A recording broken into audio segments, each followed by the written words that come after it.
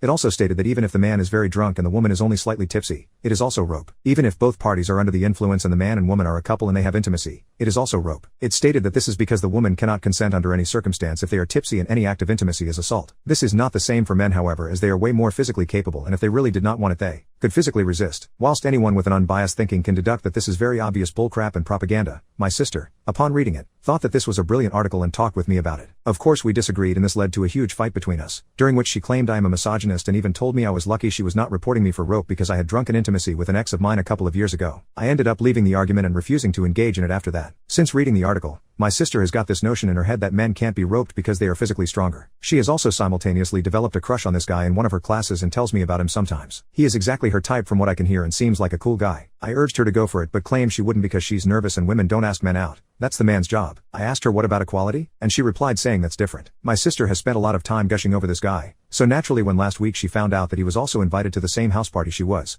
thrilled. The party happened a few days later and my sister came home in the morning slightly hungover. She went to bed and later that night I asked her how the party went. She went on to tell me that she got with her crush. I was excited for her and I asked her to tell me how it came about. And when she started speaking my jaw started dropping until it had literally reached the floor. She said that after having some drinks she got the courage to go talk to him, and so she did. They ended up hitting it off and things started escalating from there. They started talking about the possibility of coming back to his house. But at one point disaster struck. My sister says that she lost him halfway through and went around the entire house looking for him but couldn't find him. She ended up stumbling into a bedroom where the only person was her crush. However, he was clearly almost out of it and had drank way too much. He was still conscious but barely, and would barely answer my sister when she was asking him if he was okay. Instead of getting him help, however, my sister decided that the only way to make him feel better was to literally make him feel better. She said that she went down on him first while he wasn't really moving, then after threw him onto the bed and proceeded to get on top. She said that he wasn't moving much and looked almost out of it the entire time, but that didn't matter because she was still able to cross the finish line. When my sister told me this I told her that she roped him, and she said no, that's not possible because girls can't rope guys, and if anything he was the one who roped her because she was still tipsy. I called her insane and told her that what she did was criminal and I don't want to see her for the time being. That night I texted the guy as I had his socials asking him if he was okay. He knew I was my sister's brother and we got to talking. Turns out that what my sister did impacted him a lot and he was feeling very violated. I told him how she talked about what happened and he said that was disgusting of my sister, which I of course agreed with. I asked if he wanted to do anything about it, and he said he was considering pressing charges because although he did want to sleep with her first, when he was barely conscious he did not want to see anyone, much less sleep with anyone. He said he was worried about the stigma that came with getting roped by a girl as a guy and wasn't sure whether he would be taken seriously. I told him I had his back however and urged him to follow legal action if he felt like he had to. He ended up saying he thinks he will sue her and asked me to help him out by testifying against my sister and informing the court of my sister's words and attitude towards the whole situation. I said yes and he is contacting lawyers right now.